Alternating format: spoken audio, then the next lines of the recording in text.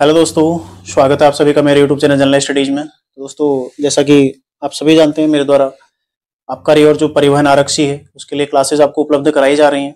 ठीक है, तो इसी क्रम में आज हम पढ़ने वाले नदी तंत्र, जिसको हम कंप्लीट आज कर लेंगे, और साथ ही उत्तराखंड का इतिहास भी हम आज शुरू कर लेंगे, ताकि और अगले 15 से 20 दिन लगभग हमारा उत्तराखंड का इतिहास ही इस क्लास में चलने वाला है। इसके अलावा देखो, अभी अगले हफ्ते से मैं आपके लिए उत्तराखंड जिला दर्शन की एक अलग से सीरीज उपलब्ध कराऊंगा, और साथ ही जैसे ही वो समाप्त हो जाएगी उसके पश्चात हम जो भारतीय इतिहास है और राज्य व्यवस्था है, ठीक है, और ज्योग्राफी के जो महत्वपूर्ण बिंदु है उस पर भी हम डिस्कस करेंगे। तो ये सारी चीजें आप लोग यदि चैनल पर नए हैं तो चैनल को सब्सक्राइब जरूर कीजिएगा, और साथ ही एक और चीज ध्यान दीजिएगा। देखो, जिसको पढ़ना है, आपको अच्छा लग रहा है क्लास तो देखो, ठीक है। जिसको नहीं पढ़ना है, आपको अच्छा नहीं लग रहा है क्लास, तो मत देखो, क्योंकि हमारा कोई एग्रीमेंट तो है नहीं, है ना। और मैं स्वतंत्र हूँ वीडियो डालने के लिए, मैं यूट्यूब पर उपलब्ध करा रहा हूँ। जिसको देखना है वो स्वतंत्र है देखने के लिए। देखो, इस तरह की कोई कमेंट्स या टिप्पणियां ना करें, ताकि कि मुझे आपके अगेंस्ट एक्शन लेना पड़ जाए। यदि कोई ऐसी टिप्पणी करेगा या कमेंट करेगा ऐसा कोई, ठीक है, तो मैं फिर छोड़ूंगा नहीं, मैं सीधा कानूनी कार्रवाई करूंगा। इस बात को आप लोग ध्यान रखिएगा, ठीक है। मैं बिल्कुल हर किसी चीज पे सीरियस रहता हूँ। आपकी तैयारी को लेकर मैं खुद सीरियस हूँ, मैं आपको क्लास उपलब्ध करा रहा हूँ। तो आप लोग भी, जिसको देखना है, जिसको पढ़ना है पढ़िए, जिसको नहीं पढ़ना है दूसरे माध्यम में, आपको सेल्फ स्टडी करना है, आपको किताबें पढ़नी है, आपको कोई दूसरा चैनल पसंद है, भाई जाइए, ठीक है। आप स्वतंत्र हो उस चीज के लिए, क्योंकि मैं ऐसे वीडियो उपलब्ध करा रहा हूँ। आपको कोई अनुबंध एग्रीमेंट हमारा साइन नहीं हुआ कि आपको देखना ही देखना है। जिसको अच्छा लगता है वो देखे, जिसको नहीं लगता है वो मत देखे, ठीक है। तो मैं पिछले क्लास में, किसी क्लास में देख रहा था, एक दो क्लास पहले, तो किसी का एक कमेंट आ रखा है, ठीक है। तो इस चीज को आप लोग ध्यान दीजिएगा। उसको अभी मैं माफ कर रहा हूँ, लेकिन आगे मैं नहीं छोड़ूंगा, ठीक है। आगे मैं कार्रवाई जरूर करूंगा यदि ऐसा कोई कमेंट करता है। इसलिए कमेंट करते समय ध्यान दें, ठीक है। आपको क्लास अच्छा नहीं लग रहा है तो मत देखिए, स्पष्ट सी बात है, ठीक है। जिसको अच्छा लग रहा है, जो अच्छा कर रहे हैं, जो पढ़ रहे हैं, उन्हें पढ़ने दीजिए। आपको नहीं पढ़ना, आप मत पढ़िए। और जो ऐसे लोग हैं, इनका कभी सिलेक्शन हो भी नहीं सकता है, इस बात को आप लिखित ले लो मुझसे, ठीक है। जो इस तरह के आते हैं नमूने, वो कभी सिलेक्ट नहीं होते हैं, ठीक है। सिलेक्शन के लिए आपको सीरियस होना पड़ता है, आपको परिपक्व होना पड़ता है हर चीज में। ये केवल आपकी एक पढ़ाई, आपका केवल एक नौकरी ही आपको नहीं दिलाएगी। आप पढ़ेंगे तो आप एक अच्छा संस्कार भी सीखते हैं, एक आप अच्छा व्यक्तित्व बनते हैं, जिससे आपकी पहचान होती है। नौकरी तो केवल जीने का जरिया, आपको एक केवल सैलरी मिलेगी ताकि आप खाना पीना रहना कर सकें अपना, लेकिन जो आपका व्यक्तित्व झलकेगा वो आपकी समझदारी में ही झलकेगा, ठीक है। तो जैसा आप पढ़ेंगे वैसा ही आपका व्यक्तित्व भी निखरेगा। ध्यान दीजिएगा इस चीज को, ठीक है। तो शुरू करते हैं, देखो क्लास को। काली नदी तंत्र, जो पढ़ रहे हैं अपना अच्छे से पढ़ते रहिए।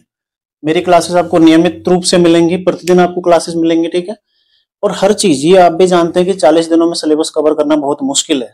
यदि मैं अपने स्तर से आपको पढ़ाऊं पूरा, ठीक है। आप मेरी क्लासेस देख लीजिए, उत्तराखंड के इतिहास में लगभग 40 क्लासें होंगी, वो भी कंप्लीट इतिहास नहीं है अभी, ठीक है। यदि आप एक सब्जेक्ट लेकर बैठोगे तब भी आपका 40 दिन में कंप्लीट नहीं होगा। तो 40 दिन में यदि आपको सिलेबस कंप्लीट करना है तो क्या चीज पढ़ना है और क्या चीज छोड़ना है, ये चीजें भी आपको ध्यान देनी पड़ेंगी। और साथ ही मुझसे 4 गुनी मेहनत आपको करनी पड़ेगी, ठीक है। आपको याद करना पड़ेगा, आपको हर चीज अपना टाइम मैनेजमेंट करना पड़ेगा, क्योंकि बेरोजगार का कोई टाइम टेबल तो होता है नहीं, है ना। जो टाइम टेबल बनाता है वो बेरोजगार नहीं रहता है। तो इसलिए आपके पास इतना पर्याप्त समय है कि आप उसको पढ़ सकें, रिवीजन कर सकें, और 40 दिन बाद अपना आप अंतर खुद से देख सकते हैं। इस चीज की मैं गारंटी देता हूं आपको, ठीक है। तो शुरू करते हैं, देखो काली नदी तंत्र। इसके पहले हम देखेंगे कि इसके 4 उपतंत्र हैं, ठीक है। 4 उपतंत्र कौन कौन से, देखो, एक तो हो जाएगा पूर्वी धौली गंगा, मतलब उपतंत्र नहीं, हम इसको बांट देते हैं, ठीक है। इसमें दूसरा आ जाएगा, देखो, जौलजी भी आती है गौरी गंगा, ठीक है, गौरी गंगा। तीसरी आती है, देखो, सरयू नदी, और चौथी आती है लधिया नदी, ठीक है, लधिया नदी। अब इन नदियों के सहारे हम पढ़ेंगे काली नदी तंत्र, एक अति महत्वपूर्ण तंत्र है, क्योंकि इतने टफ टफ नाम है इसमें जो आपको याद करना थोड़ा मुश्किल होता है। पूरा भले ही आपको याद ना हो, लेकिन मुख्य जो नदियां हैं, ये 5 नदियां तो आपको ध्यान रखनी ही रखनी है, ठीक है। तो काली नदी जो कि कहां से निकलती है, देखो, काला पानी से, ठीक है, काला पानी से निकली काली नदी, ठीक है, लिपुलेख में पड़ता है। और कहां तक जाती है, ब्रह्मदेव मंडी तक,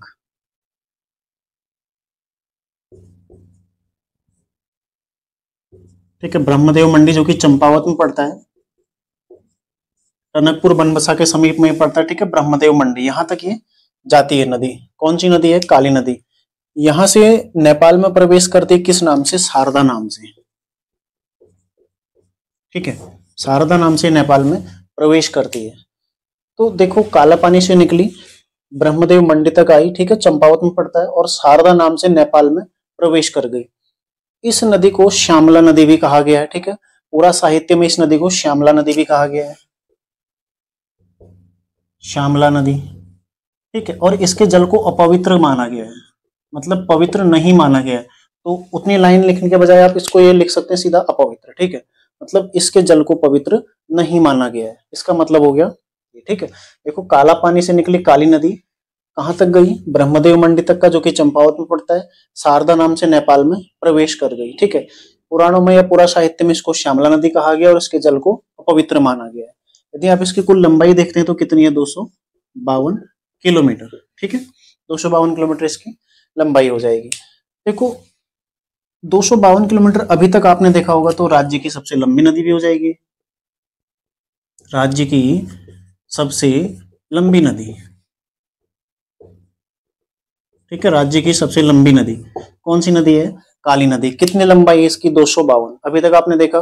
इससे कम में कौन थी? भागीरथी, जो कि 205 किलोमीटर थी। अलकनंदा थी 195 किलोमीटर, और कोसी नदी थी कितना? 168 किलोमीटर। ठीक है, उसके अलावा जो पश्चिमी रामगंगा थी वो कितनी थी? 155 किलोमीटर, और जो टॉन्स थी 148। तो ये क्रम भी कभी कभी पूछ लेता है, टॉप की 5-6 नदियां, तो आपको ये याद होनी चाहिए, टॉप की 5-6 नदियां।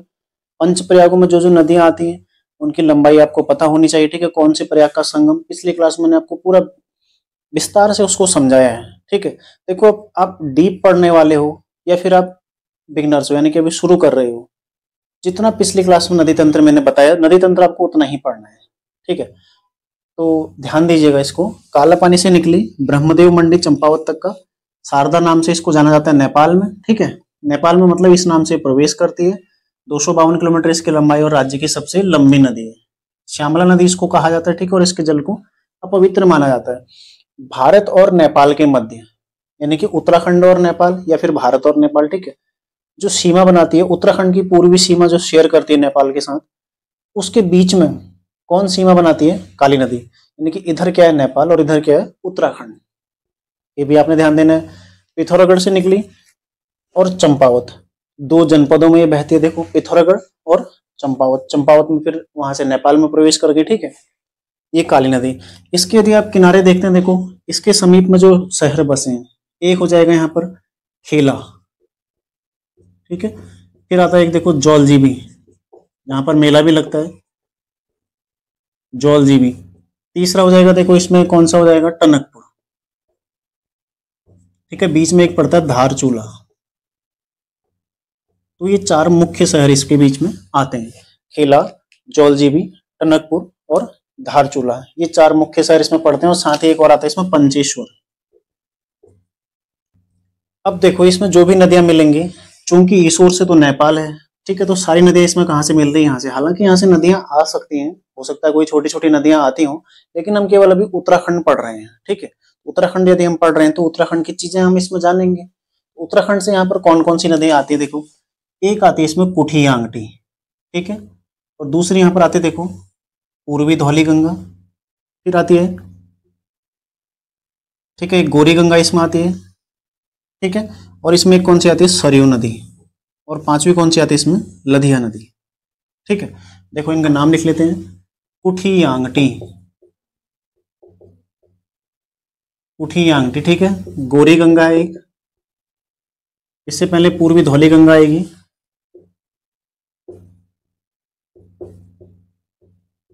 ठीक है, यहां पर आ जाएगी गोरी गंगा, और ये आ जाएगी कौन सी? सरयू, और ये कौन सी है? लधिया। तो 5 नदियां इसमें आती हैं।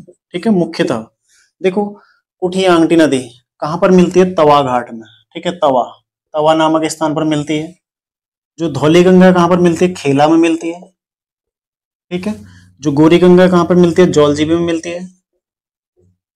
जौलजीबी में यहाँ पर मेला भी लगता है। ठीक है, और मेला कब शुरू हुआ था? 1914 में। ये फैक्ट भी आप लोग ध्यान रखिएगा, पूछा गया है पहले।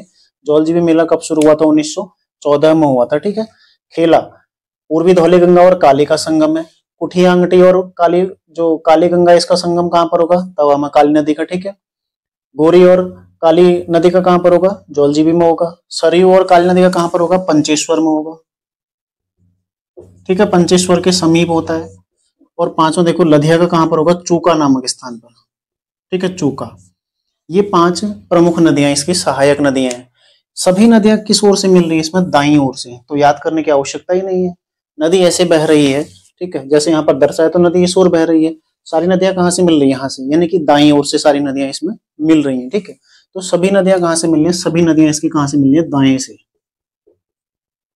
तो अब इसको याद करने की आपको आवश्यकता नहीं है, आपने इस तरह से एक चित्र अपने मन में बना लेना है और आपने ध्यान रखना है कि सारी नदियां इसमें कहां से आ रही है, दाईं ओर से।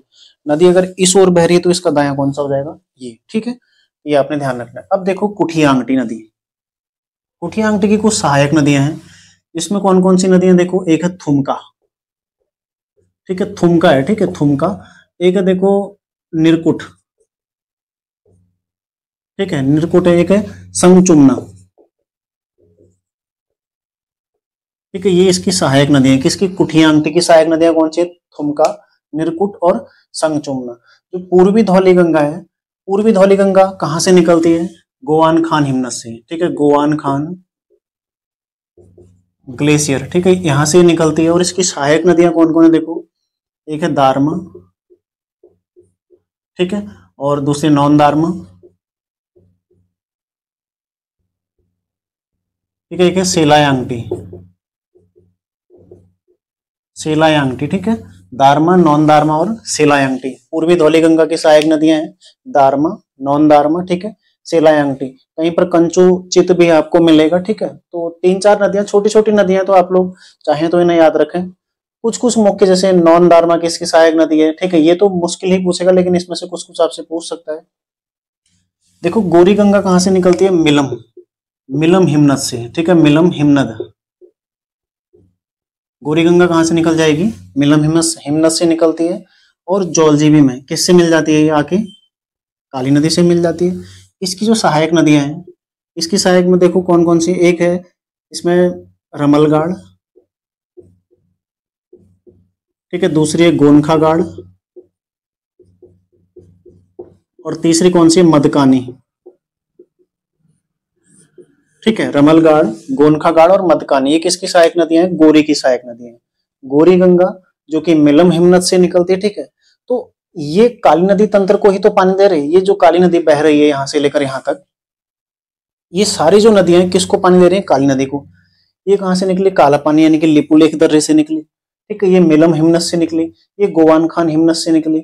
आपसे कभी ये भी तो प्रश्न बन सकता है कि उत्तर जो काली नदी है किस किस हिमनद से जल राशि ग्रहण करती है, लिपुलेख दर्रे से भी करती है, ठीक है, और साथ ही यहाँ पर गोवान खान हिमनद से भी करती है, और मिलम हिमनद से भी करती है। साथ ही एक सरयू की सहायक नदी है रामगंगा नदी, वो भी कहां से निकलती है, नामिक ग्लेशियर से, ठीक है, तो वहां से भी करती है। तो पिथौरागढ़ में जो भी आपको ग्लेशियर मिलेगा, जो भी दर्रा मिलेगा, वहां से जो भी यदि कोई जल राशि आती है, कोई नदी निकलती है, तो किसकी सहायक होगी, मतलब प्रत्यक्ष हो या फिर अप्रत्यक्ष, पानी किस में जाएगा, काली नदी में, ठीक है। तो ऐसे प्रश्न यूकेपीएससी आपसे पूछता है, यूके ट्रिपल एससी इस तरह के प्रश्न एकदम से नहीं पूछेगा आपको, लेकिन यूकेपीएससी इस तरह के प्रश्न आपको पहले पूछ चुका है। मैंने जो परीक्षा वाणी सीरीज बताई थी, पढ़ाई थी, वहां पर भी इस तरह की चीजें मैंने आपको क्लियर करा रखी थी, ठीक है। तो देखो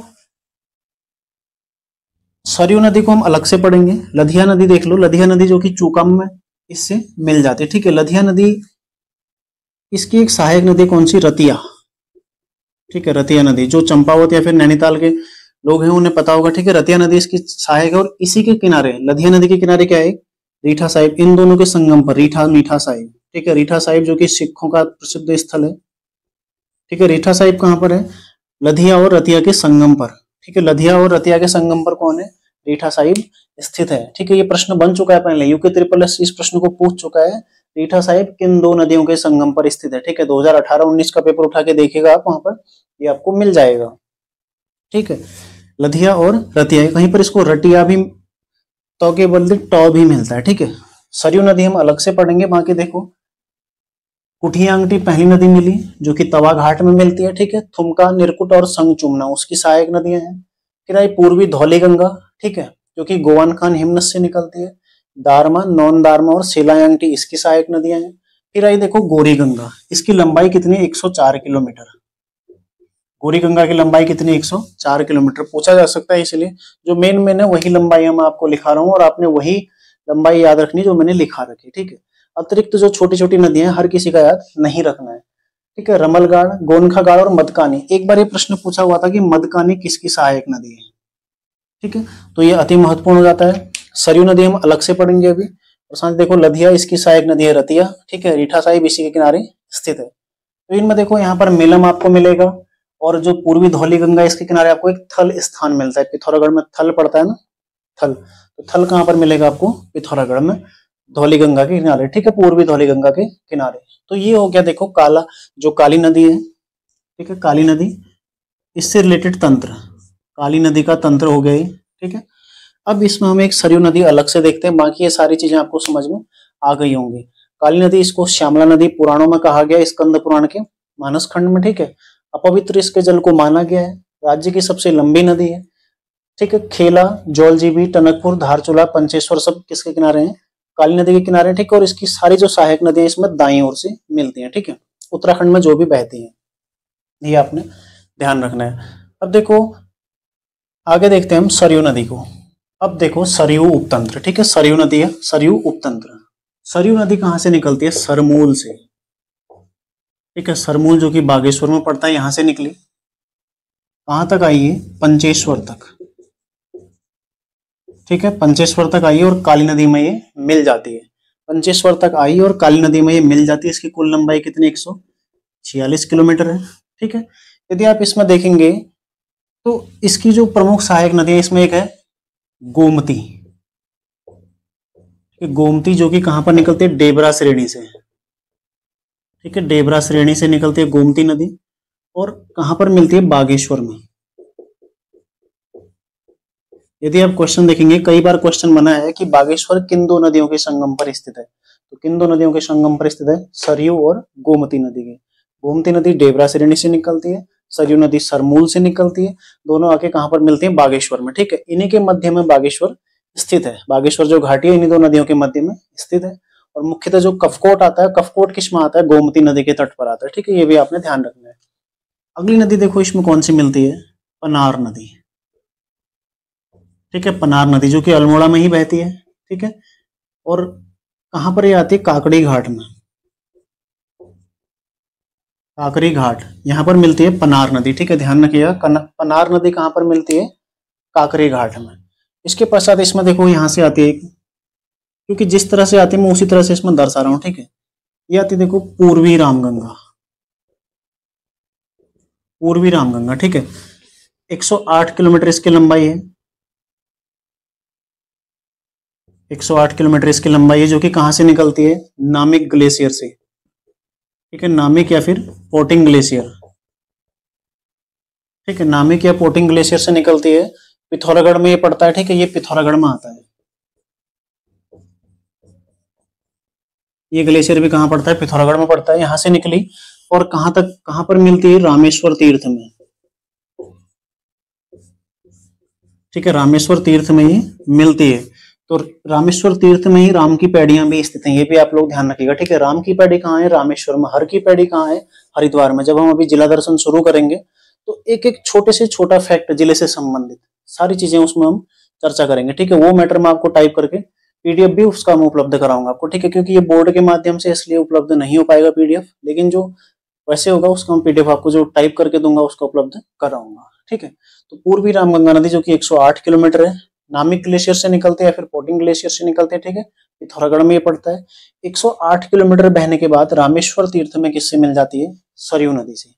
सरयू जो कि सरमूल से निकल रही है और 146 किलोमीटर बह के कहां पर? पंचेश्वर में काली से मिल जाती है, ठीक है। अब देखो जो पूर्वी रामगंगा है इसकी सहायक नदियां कौन सी हैं? बेरलगाड़, ठीक है, बेरलगाड़। एक है देखो भुजपत्री गाड़, ठीक है, बेरलगाड़ और भुजपत्री गाड़, और एक है काला पानी गाड़। ये सहायक नदी किसकी है? देखो रामगंगा नदी की। काला पानी गाड़ किसकी सहायक नदी है? रामगंगा की। इसमें ये जो गाड़ है ना, ये कुमाऊनी गढ़वाली में इसको गधेरे को बोलते हैं, ठीक है। गाढ़ गधेरे आपने सुना भी होगा ना, तो गधेरे को बोलते हैं। जो छोटी छोटी नदियां, छोटी छोटी जलधाराएं होती हैं, उनको बोलते हैं, ठीक है। अब देखो, बेरल गाड़, भुजपत्री गाड़ और काला पानी गाड़ किसकी सहायक नदी है? पूर्वी रामगंगा की सहायक नदियां हैं। जबकि काला पानी से कौन सी नदी निकल रही थी? काली नदी। वो काला पानी स्थान से निकल रही है और एक काला पानी गाड़ नदी है, ठीक है। वो स्थान था और ये नदी है, दोनों अलग अलग चीजें हैं, ठीक है। दोनों को आपने एक में नहीं जोड़ना है। तो देखो, ये सरयू उपतंत्र है, इसके अलावा इसमें कुछ भी नहीं है, ठीक है। पंचेश्वर में जाके काली से मिल जाएगी। एक चीज आपने ध्यान रखनी है, जब आप उत्तराखंड का मैप देखते हैं तो आपको ये नदी कहां से?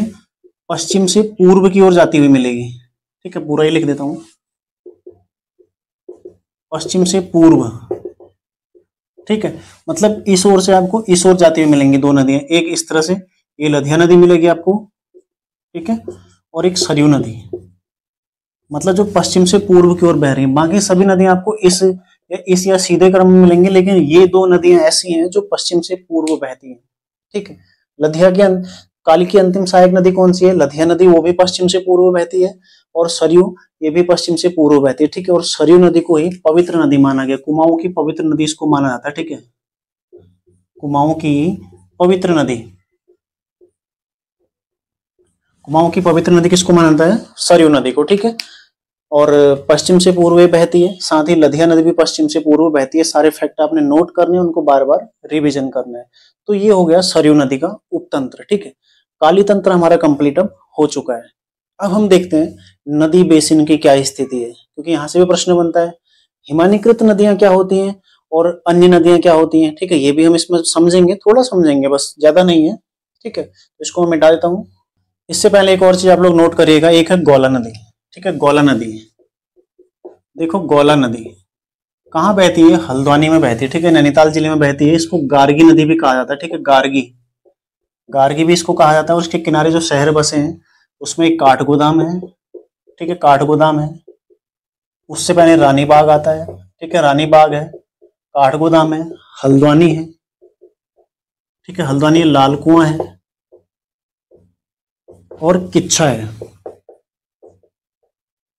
ठीक है। यहाँ आता तो केवल रेत ही रेत इसमें दिखता है, यहाँ तक पानी थोड़ा बहुत दिख भी जाता है कभी कभी, ठीक है। तो काठगोदाम, रानी बाग, हल्द्वानी, लाल कुआं और किच्छा किस नदी के किनारे स्थित है? गौला नदी के किनारे, ठीक है। इसको गार्गी नदी भी कहा जाता है। देखो, रथवाहिनी किसे कहा गया था? पश्चिमी रामगंगा को। गार्गी नदी को क्या कहा जाता है? गौला नदी, ठीक है। ऋषिपर्णा नदी कौन सी थी? ऋषिपर्णा नदी। तो ये आपने नाम याद रखना, ये पहले पूछे भी गए हैं, ठीक है।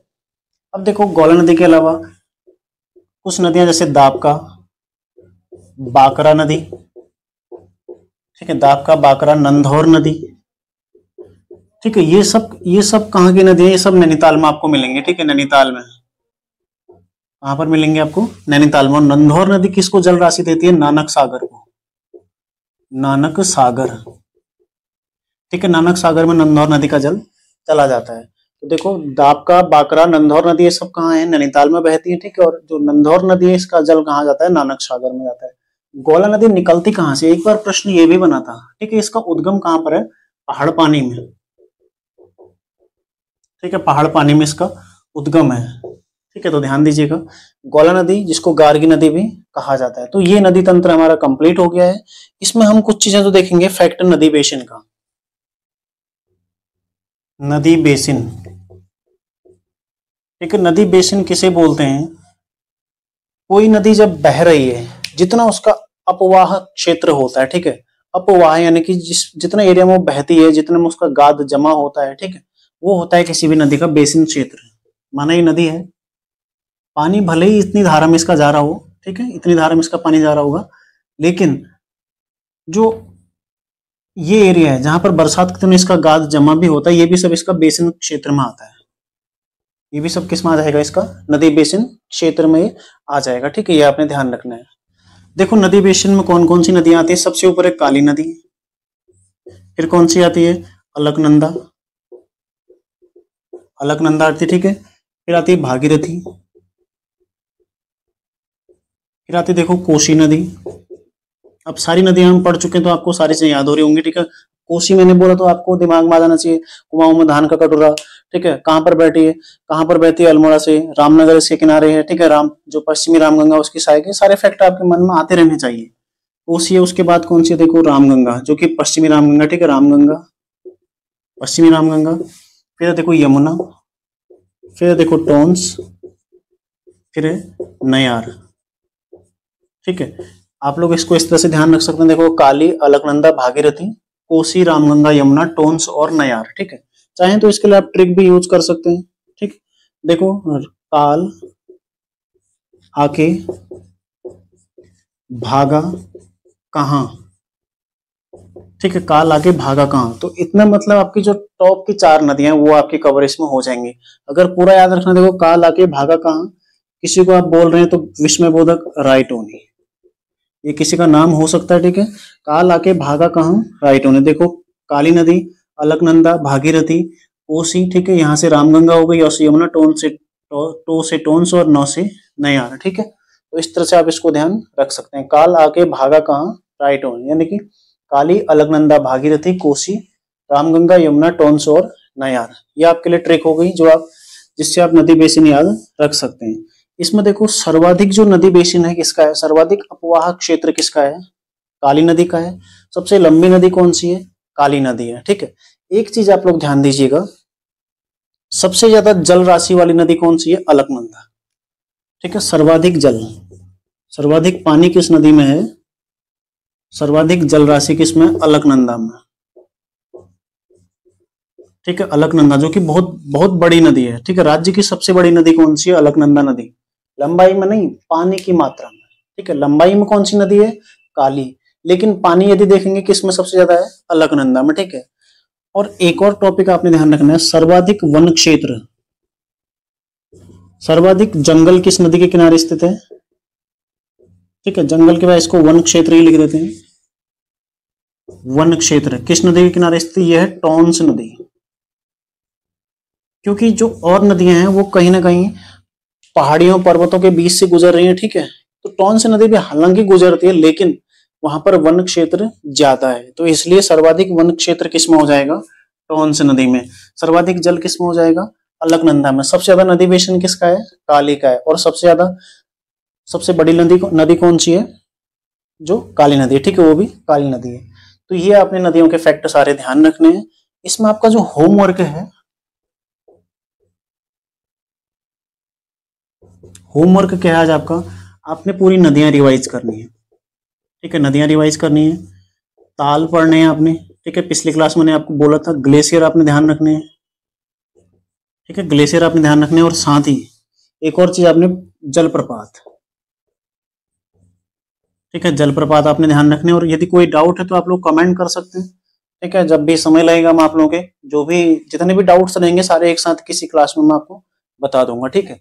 ये ध्यान रखिएगा आप लोग, होमवर्क आपका नदियां कंप्लीट करनी, ये केवल अभी क्लास वाला होमवर्क है, ठीक है। जो होमवर्क आपको मिलता है वो लास्ट में अलग से मिलेगा, वो आपने करना ही करना है प्रतिदिन। यदि आप सीरियस हो तैयारी के लिए तो करो, ठीक है। यदि आप सीरियस नहीं हो तो मत करो, ठीक है। तो ध्यान रखिएगा, यदि आपको कुछ करना है, भाई क्यों आप पढ़ रहे हो, अपने सपनों के लिए तो पढ़ रहे हो। यदि आपको, आप चाहते हो कि तुम्हारा सपना पूरा हो तो पढ़ाई करो, क्योंकि एक ही माध्यम है आगे बढ़ने का, अपने आप को परिपक्व करने का, अपने अंदर समझदारी विकसित करने का और साथ ही नौकरी पाने का एक ही तरीका, वो है पढ़ाई करना, ठीक है। पढ़ाई कैसे करनी चाहिए, समझते हुए। जब आप चीजें समझेंगे आपको चीजें समझ में आएंगी, ठीक है। आपकी तभी तो जो समझ है वो विकसित होगी। आप रट्टा मारेंगे तो समझ कभी विकसित नहीं होगी उससे, ठीक है। अपनी समझ आप लोग विकसित करिए, ठीक है। तो देखो नदियां, ताल, ग्लेशियर और जलप्रपात ये आपने कंप्लीट करने हैं। आज ही आपका ये होमवर्क है, आपने आज ही इसको कंप्लीट करना है, ठीक है। अब शुरू करते हैं हम उत्तराखंड का इतिहास। उससे पहले हाँ, हिमानीकृत नदियां क्या होती हैं, जो किसी ग्लेशियर से या फिर हिमालय पर्वत से निकलती हैं, ठीक है। मतलब जो किसी न किसी ग्लेशियर से या बर्फ जहां गिरी है वहां बर्फ जमा है, उस बर्फ से जल राशि ग्रहण कर रही है, यानी कि उस बर्फ से उनका उद्गम हो रहा है, वो होती है हिमानीकृत नदियां। राज्य की अधिकांश नदियां कैसी हैं, हिमानीकृत नदियां हैं। आप अलकनंदा देखो, मंदाकिनी देखो, ठीक है। गढ़वाल क्षेत्र की लगभग जो ऊपर की सारी नदियां, केवल दूधातोली रेंज को छोड़कर, जो दूधातोली रेंज की नदियां आती हैं वो हिमानीकृत नदियां नहीं है, वो स्रोतों से उद्गमित है, ठीक है, जहां वृक्ष ज्यादा होते हैं। आप नैनीताल में देखोगे इतनी छोटी छोटी नदियां, लेकिन बहुत सारी हैं, क्यों, क्योंकि वहां पर वृक्ष ज्यादा है, ठीक है। वो जल स्रोतों से पानी ग्रहण कर रही है, ठीक है। जबकि देखो अब काली नदी कहाँ से निकल रही है, किसी ग्लेशियर से निकल रही है, कहीं जहां बर्फ जमा है वहां से निकल रही है, ठीक है। ऐसे ही आपको देखो जो गौरी गंगा है या फिर जो पूर्वी रामगंगा, ये सब कहाँ से निकल रही है? ग्लेशियरों से निकल रही है, यानी कि ये क्या है? हिमानीकृत नदियां हैं। और जो सामान्य नदी जैसे दाबका, बाकरा, गोला नदी, ये कहाँ से निकल रही है? जहां बहुत ज्यादा मात्रा में वृक्ष होते हैं वहां भी पानी आता है, ठीक है। तो उस पानी के उन स्रोतों को एकत्रित होकर जो धारा बहती है वो, ठीक है, वो नदी बन जाती है बाद में। तो वो हिमानीकृत नदी नहीं होती, वो क्या होती है?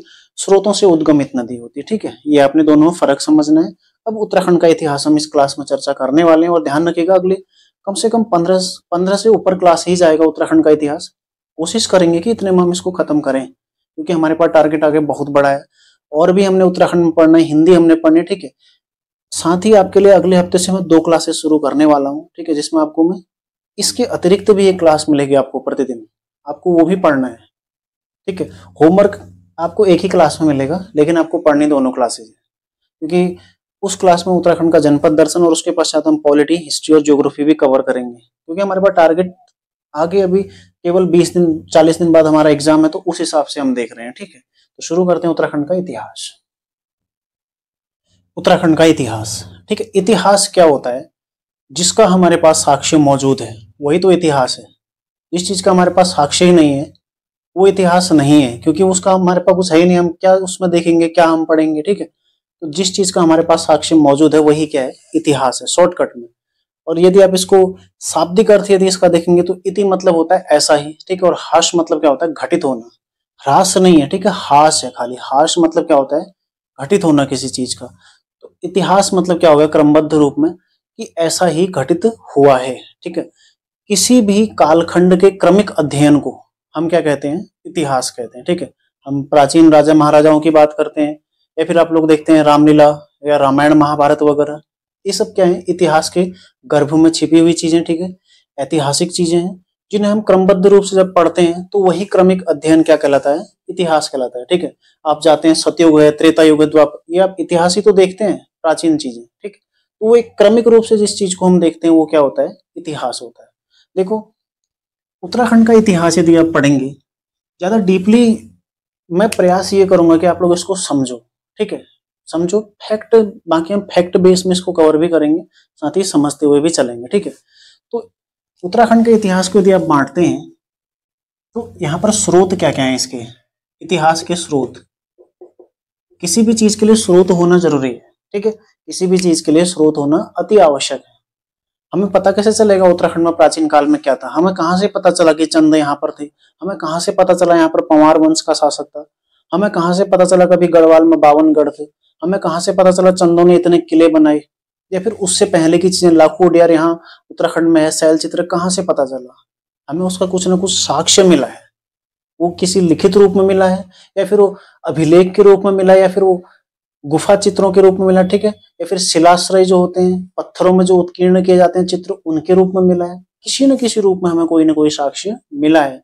उसी से हम ये अनुमान लगाते हैं, या फिर उसी से हम ये स्पष्ट करते हैं कि कहीं ना कहीं उत्तराखंड में ऐसी चीजें रही हैं, या फिर किसी विशेष स्थल पर ऐसी चीजें रही हैं, ठीक है। तो उत्तराखंड को इतिहास को जानने के भी देखो पुरातात्विक स्रोत भी है,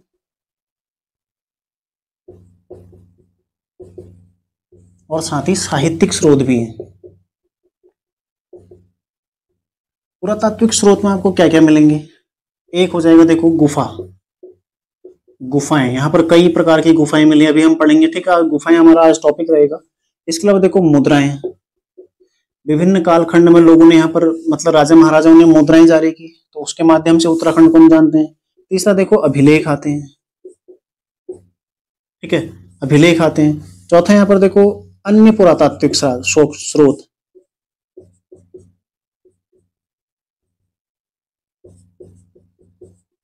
ठीक है, जो यहाँ से जैसे समाधियां प्राप्त हुई हैं, या फिर ओखलियां प्राप्त हुई हैं, ताम्र आकृतियां प्राप्त हुई हैं, ठीक है, ताम्र पत्र इत्यादि, वो सब अभिलेख में आ जाएगा। ये सब चीजें जो प्राप्त हुए हैं, ये चीजें क्या है? पुरातात्विक स्रोत हैं, ठीक है।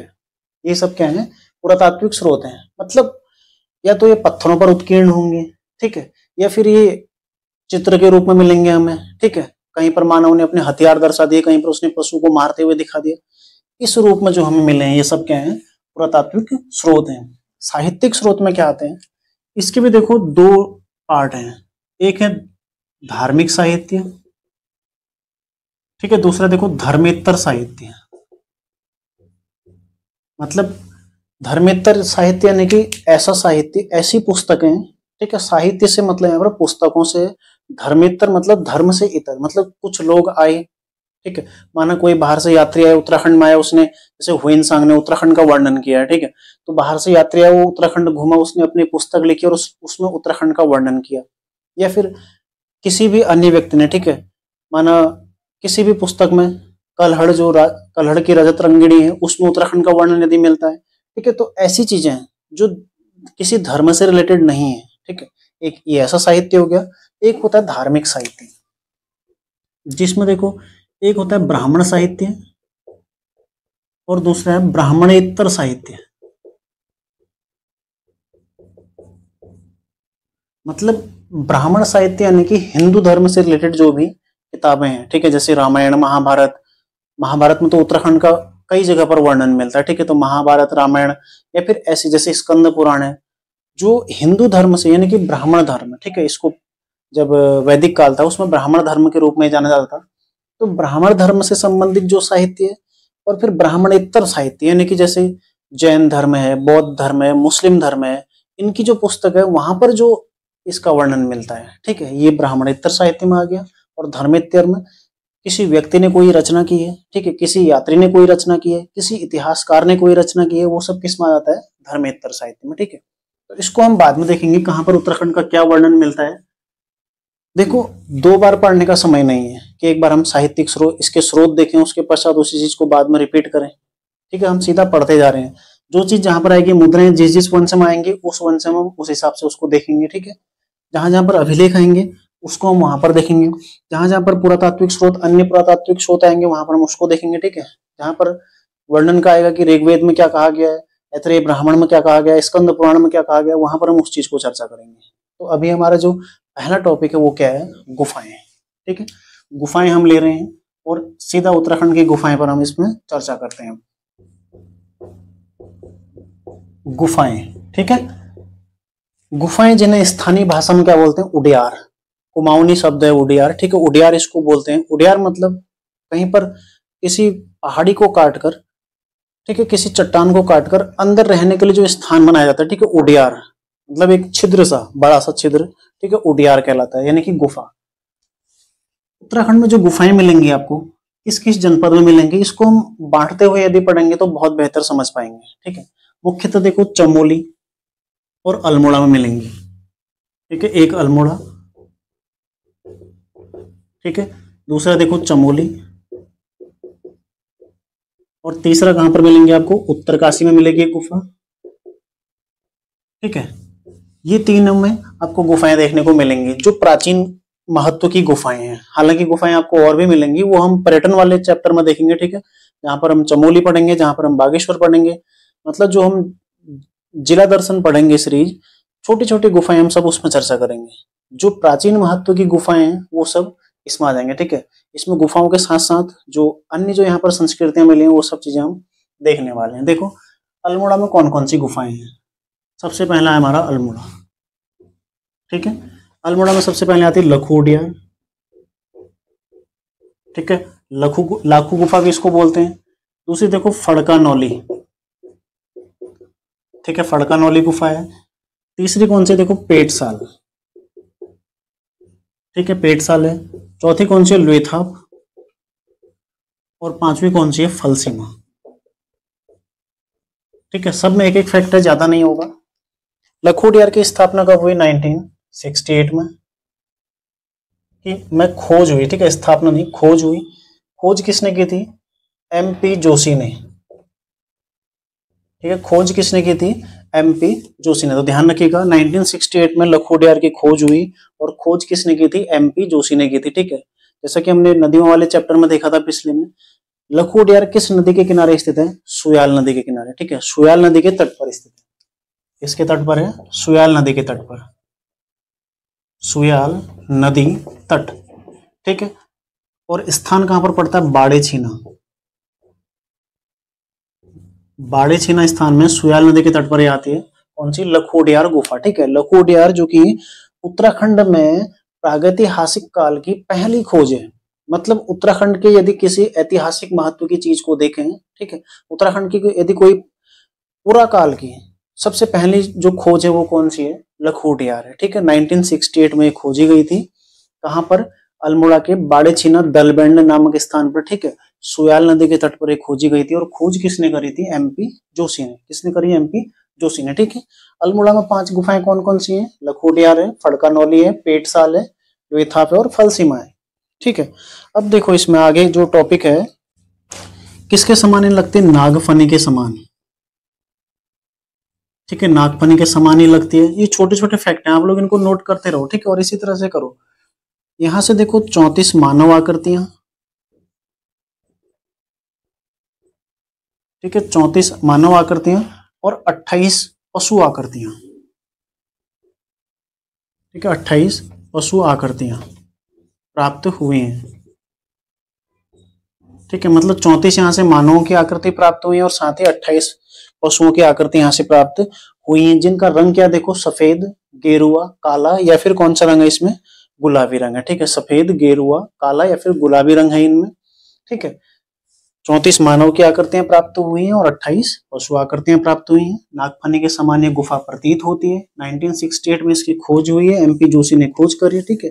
और अल्मोड़ा में बाड़ेछीना के दलबेंड में, प्रॉपर जो स्थान है दलबेंड में, ठीक है, ये सुयाल नदी के तट पर स्थित है। आपने यहां तक कवर इसको कर लिया है।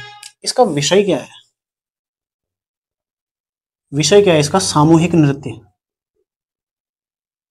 मतलब जो भी यहाँ पर चित्रकारी की गई है, जो 34 मानव आकृतियां यहाँ पर दिखाई गई हैं, वो सब क्या है? सामूहिक नृत्य के करते हुए समान प्रतीत होते हैं, ठीक है। केवल चित्र देखकर यह अनुमान लगाया गया है कि ये सामूहिक नृत्य कर रहे हैं, ऐसा कोई लिखित तो है नहीं, क्योंकि हम केवल क्या पढ़ रहे हैं अभी? पुरातात्विक साक्ष्य। उसमें भी हम कौन सा? प्रागैतिहासिक काल देख रहे हैं, जहां पर मानव को पढ़ना लिखना नहीं आता था, ठीक है।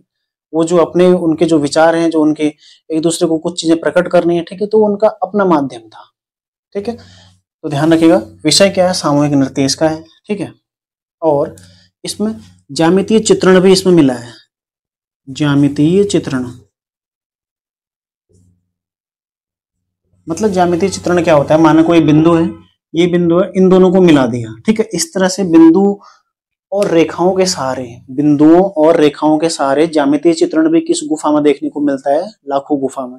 अब देखो, लाखों गुफा से संबंधित कोई भी फैक्ट आपका छोटा नहीं है यहाँ पर। लखोटियार 1968 में खोज हुई, एमपी जोशी ने खोज करी, सुयाल नदी के तट पर स्थित है, बाड़ेछीना नामक स्थान पर स्थित है, ठीक है। नागफनी के समान प्रतीत होता है। 34 मानव आकृतियां और 28 पशु आकृतियां यहाँ से प्राप्त हुई हैं। विषय क्या है? सामूहिक नृत्य। और ज्यामितीय चित्रण भी यहाँ से प्राप्त हुआ है। इससे बाहर तो कोई प्रश्न आएगा नहीं। अब ये नए बच्चे के लिए हो या पुराने बच्चे के लिए हो, ठीक है, अब इससे डीप आप इसको देख नहीं सकते और इससे कम कोई फैक्ट है नहीं, ठीक है। तो सबके लिए बराबर है। अगला देखो, अगला है फड़कानौली। खोज कब हुई? 1985 में, ठीक है। किसने करी? यशोधर मठपाल ने। यशोधर मठपाल, जिन्हें उत्तराखंड का वेद व्यास भी कहा जाता है। यशोधर मठपाल को उत्तराखंड का वेद व्यास भी कहा जाता है, ठीक है, ध्यान रखिएगा। खोज कब हुई? 1985 में हुई। किसने की थी? यशोधर मठपाल ने करी थी, ठीक है। यहां पर देखो 3 गुफाएं प्राप्त हुई हैं,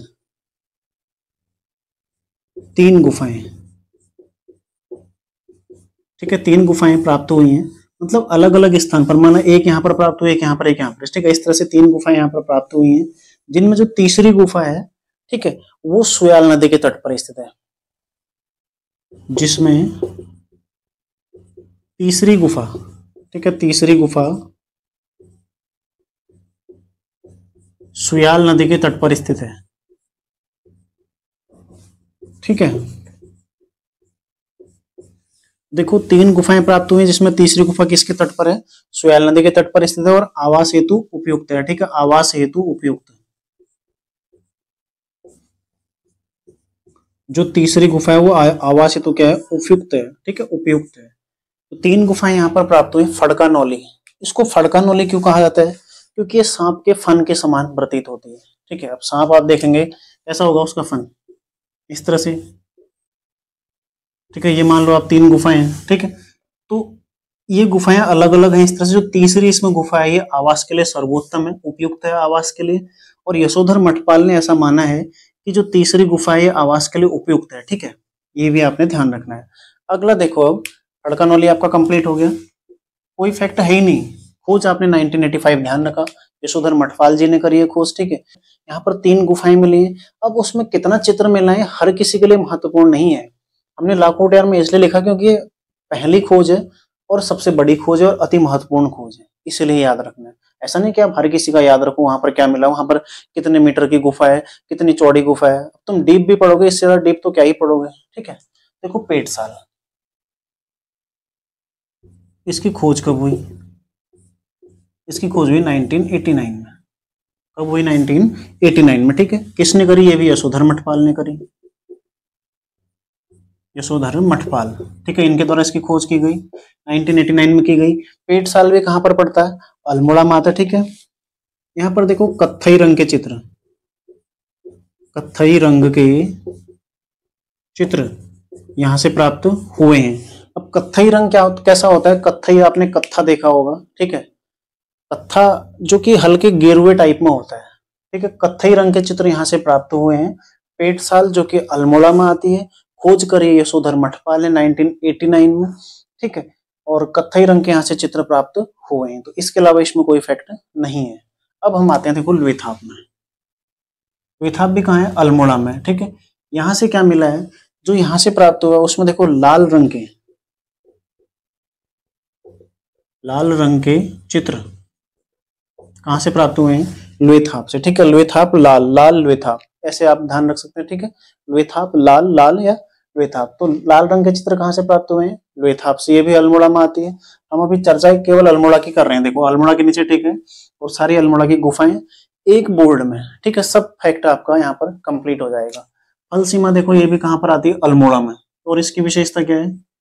योग मुद्रा। तो देखो अल्मोड़ा से कुल हमें 5 गुफाएं प्राप्त हुई हैं, जिसमें लखोडियार है सबसे पहले, फिर कौन सी है? फड़कानौली है, ठीक है। फिर कौन सी है? पेटसाल है। फिर देखो लुइथाप और फलसीमा है। फलसीमा का जो मुख्य विषय है वो क्या है? योग मुद्रा या ध्यान मुद्रा, ठीक है। यहाँ से मिला हुआ है। लुइथाप क्या है? यहाँ पर जो चित्र मिले हुए हैं उनमें लाल रंग का प्रयोग किया गया है।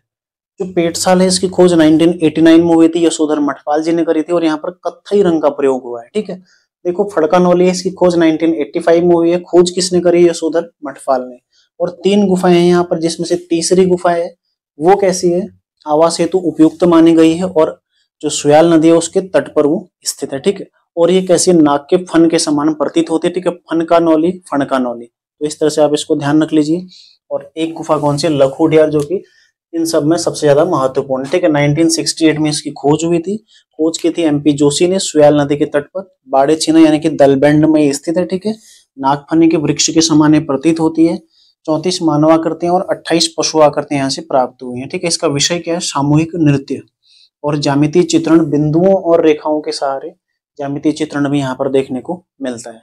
अल्मोड़ा की गुफाएं हमारी कंप्लीट होगी। अब हम देखते हैं चमोली की गुफाएं, ठीक है। अभी हम केवल प्रागैतिहासिक काल पढ़ रहे हैं, ठीक है। बाकी जब हम जिला दर्शन सीरीज पढ़ेंगे, अन्य गुफाएं जो छोटी छोटी गुफाएं हैं जिनका ऐतिहासिक महत्व उतना ज्यादा नहीं है, ठीक है, उनको हम देखेंगे वहां पर। अब देखते हैं चमोली से संबंधित गुफाएं। अब देखो चमोली, चमोली से कुछ महत्वपूर्ण जो शैलाश्रय मिले हैं उसमें सबसे पहला नाम आता है ग्वारखिया, ग्वारखिया उडियार, ठीक है। दूसरा आता है देखो मलारी, और तीसरा आता है किमनी गांव, ठीक है, किमनी गांव।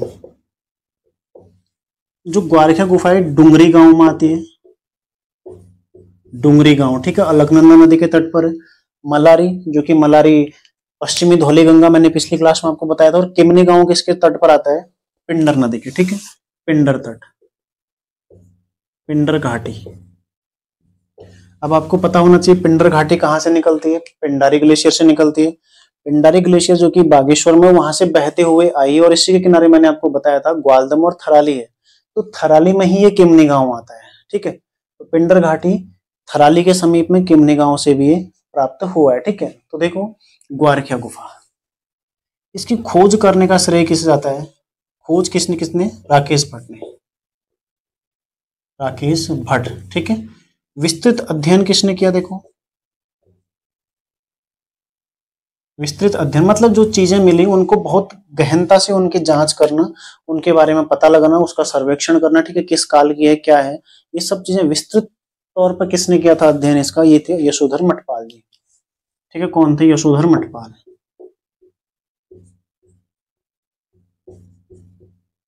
यशोधर मठपाल, ठीक है।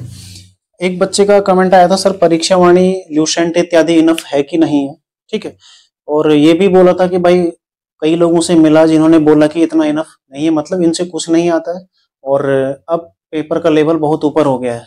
मैं ये कहता हूँ आप परीक्षा वाणी और ल्यूसेंट एक बार पढ़ के देखिए, ठीक है।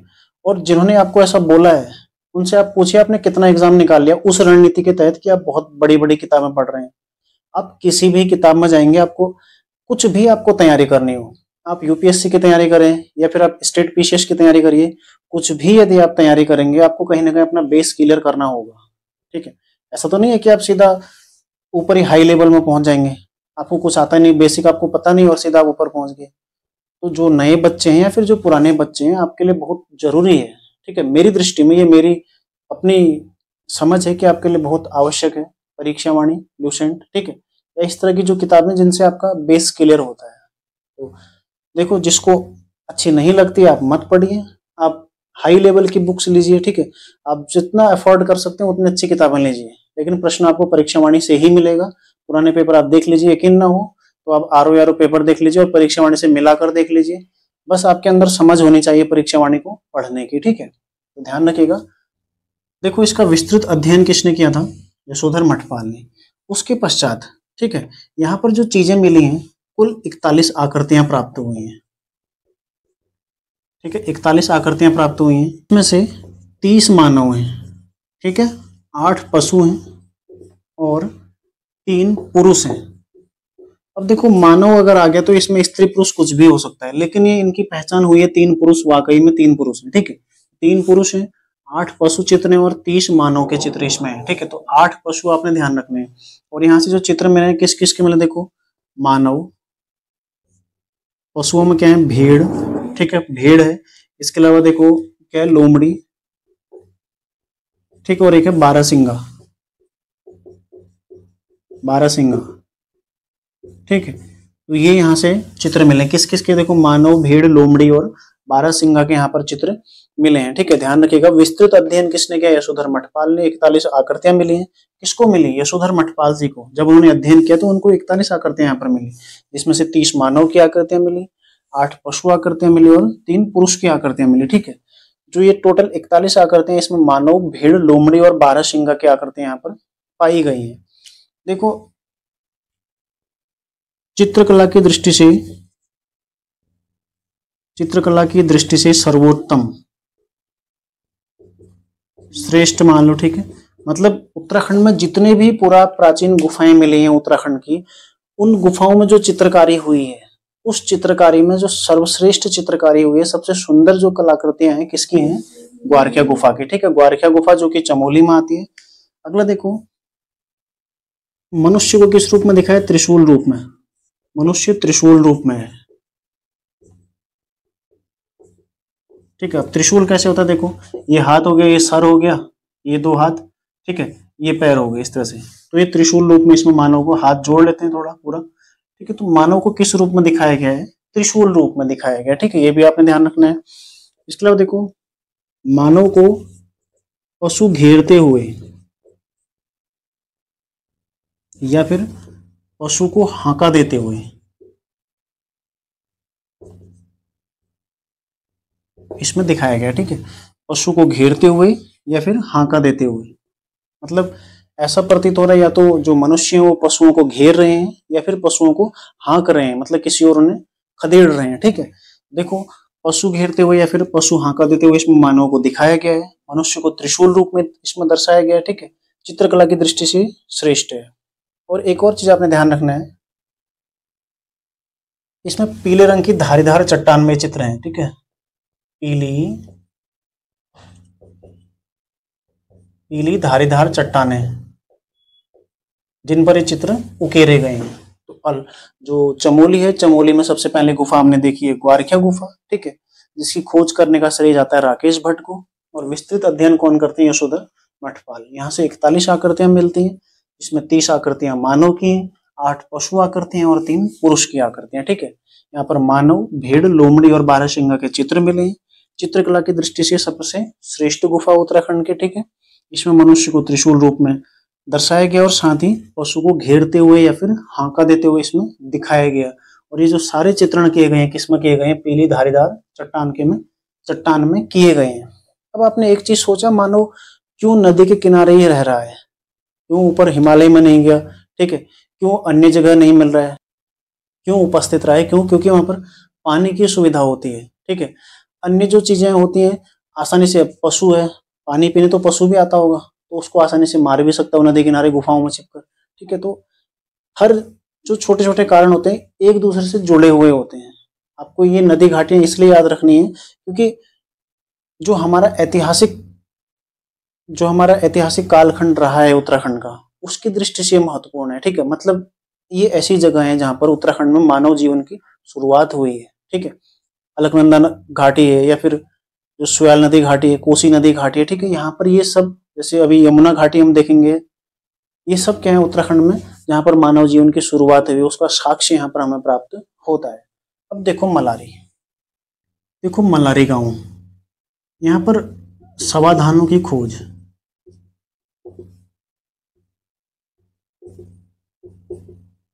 किसने की थी, शिव प्रसाद डबराल ने। ठीक है, डबराल, जिन्हें चारण भी कहा जाता है, शिव प्रसाद डबराल ने की थी कब, 1956 में। तो यहाँ पर से जो समाधानों की खोज हुई है किसने की है, शिव प्रसाद डबराल ने किया। कब किया, 1956 में। ठीक है, ये जो समाधान मिले हैं कुछ विद्वान इसे महास्म संस्कृति का, ठीक है, या फिर महापाषाणकालीन संस्कृति का कालीन, ये दोनों पूछे गए हैं प्रश्न। आप पुराने पेपर देखेंगे तो वहां पर आपको प्रश्न मिलेगा, निम्न में से किस पुरा स्थल से महापाषाणकालीन समाधान प्राप्त हुए हैं। तो कहां पर से प्राप्त हुए हैं, मलारी से। ठीक है, मलारी जो कि चमोली में आता है। अब देखो इसके अलावा गढ़वाल विश्वविद्यालय, ठीक है, गढ़वाल विश्वविद्यालय स्थापना हुई थी 1973 में। ठीक है, इसके इतिहास विभाग द्वारा यहां पर जो सर्वेक्षण कराया गया, ठीक है, कुल कितने सर्वेक्षण कराए गए, 2, एक 1983 में और एक 2002 में। 1983 में इसका नेतृत्व किसने किया था, BM खंडूड़ी।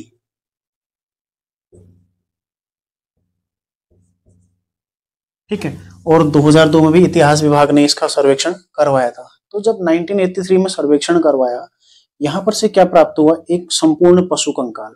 ठीक है, इस दौरान क्या प्राप्त हुआ, एक संपूर्ण पशु कंकाल। और उसके पश्चात जब 2002 में यहाँ पर सर्वेक्षण करवाया तो यहाँ पर बहुत सारी चीजें यहाँ पर मिली थी। ठीक है, इसमें देखो क्या क्या मिला था इसमें। ठीक है, एक मानव कंकाल जिसमें एक 5.2 kg सोने का मुखौटा इसमें मिला। ठीक है, 5.2 किलोग्राम सोने का एक मुखौटा इसमें मिला। ये आपने ध्यान रखना। ठीक है, एक कांसे का कटोरा मिला,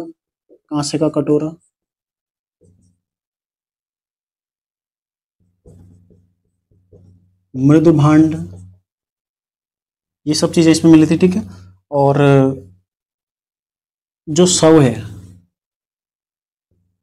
शव को इसमें किस तरह से लिटाया गया, औंधे मुंह, यानी कि घुटने मोड़कर रखा गया है। ठीक है, तो इस रूप में इसको पाया गया। देखो गढ़वाल विश्वविद्यालय ने के इतिहास विभाग ने 2 सर्वेक्षण किए। कब किए, एक 1983 में किया BM खंडूड़ी के नेतृत्व में। ठीक है, जब एक संपूर्ण पशु कंकाल मिला और साथ ही कुछ लौह उपकरण मिले जिनकी पहचान हथियारों के रूप में की गई है, मतलब पशु को मारने वाले हथियार। ठीक है, एक संपूर्ण पशु कंकाल प्लस कुछ लौह उपकरण यहाँ से मिले हैं। अब लौह उपकरण मिले हैं, इसका मतलब ये घटना कब की होगी, यदि आप देखें 1000 ईसा पूर्व लोहे की खोज हुई थी। ठीक है, तो उसके बाद की ये घटना रही होगी, यानी कि ये पूरा पाषाणकालीन घटना नहीं है, मतलब जो प्रागैतिहासिक काल की घटना ये नहीं है। ये किस में है, आद्य ऐतिहासिक काल की घटना है। क्योंकि हम गुफाएं पढ़ रहे हैं इसलिए यहाँ पर हम इसको देख रहे हैं। ठीक है, साथ ही जो देखो समाधान की खोज हुई है, ये महाश्म संस्कृति या फिर महापाषाण कालीन, ये थोड़ा पुराना है, ठीक है, ये पुराना नहीं है ज्यादा, ये ध्यान रखिएगा आप लोग। 1983 में बीएम खंडूड़ी ने यहाँ पर इनके नेतृत्व में खोज हुई तो एक संपूर्ण पशु कंकाल और कुछ लौह उपकरण मिले। जब 2002 में खोज हुई तो एक मानव कंकाल मिला, ठीक है, जो कि औंधे मुंह यानी कि घुटने मोड़कर उसको रखा गया था। और 5.2 केजी यहाँ पर सोने का मुखौटा मिला, ठीक है, एक कांसे का कटोरा मिला और कुछ मृद भांड यहाँ से प्राप्त हुए। तो ये हो गया मल्लारी। कहाँ पर पड़ता है ये? चमोली में आता है। तीसरा देखो किमनी। किमनी कहाँ पर है? पिंडर घाटी में, ठीक है, यहाँ से श्वेत रंग के चित्र, श्वेत रंग के चित्र, बस बाकी कुछ नहीं है, ठीक है। किमनी गांव से क्या प्राप्त हुआ है? श्वेत रंग के चित्र प्राप्त हुए। तो किमनी गांव कहाँ पर पड़ता है? पिंडर घाटी में आता है, थराली में, ठीक, और यहाँ से श्वेत रंग के चित्र प्राप्त हुए हैं। अब देखो चमोली का पूरा एक स्क्रीनशॉट ले लो। आगे बढ़ते हैं, हम उत्तरकाशी को देखते हैं। तो उत्तरकाशी से कौन सी गुफा मिली है? हुडली गुफा, ठीक है, हुडली गुफा, जहां से नीले रंग के शैल चित्र, नीले रंग के शैल चित्र कहां से प्राप्त हुए हैं? हुडली से, ठीक है, नीले रंग के शैल चित्र प्राप्त हुए हैं। और साथ ही यहाँ से शंख लिपि भी प्राप्त हुई है, ठीक है, शंख लिपि, जो कि अभी तक अपठनीय रही है, मतलब अभी तक पढ़ी नहीं गई है, ठीक है। शंख लिपि प्राप्त हुई जो कि अभी तक अपठनीय रही है, अभी तक पढ़ी नहीं गई है। और साथ ही यहाँ से नीले रंग के शैल चित्र भी प्राप्त हुए हैं, ये आपने ध्यान रखना है। उत्तरकाशी में ज्यादा गुफाएं नहीं है, तो आपको गुफाओं से अब राहत मिल चुकी है, ठीक है। 5 हमने देखी अल्मोड़ा से, 3 हमने देखी चमोली से और 1 हमने देखी कहाँ से? उत्तरकाशी से। तो आज की क्लास में हम इतना ही पढ़ते हैं, मिलेंगे अगली क्लास में। दोस्तों यदि आपको क्लास अच्छी लगती है, सेशन अच्छा लगता है, तो अपना लाइक जरूर कीजिएगा, ठीक है, और साथ ही कमेंट जरूर कीजिएगा। और यदि आप लोगों को अच्छा नहीं लगता है तो आप कुछ भी कमेंट कर सकते हैं, लेकिन ऐसी नकारात्मक टिप्पणियां ना करें, ठीक है, जिससे मैं विवश हो जाऊं कि आपके विरुद्ध कोई कानूनी कार्रवाई में करूं या फिर ऐसा कोई कदम उठाऊं, ठीक है। ध्यान रखिएगा, ऐसी टिप्पणियां करने से बचिएगा। तो मिलते हैं नेक्स्ट क्लास में, तैयारी आप लोग करते रहिए। धन्यवाद।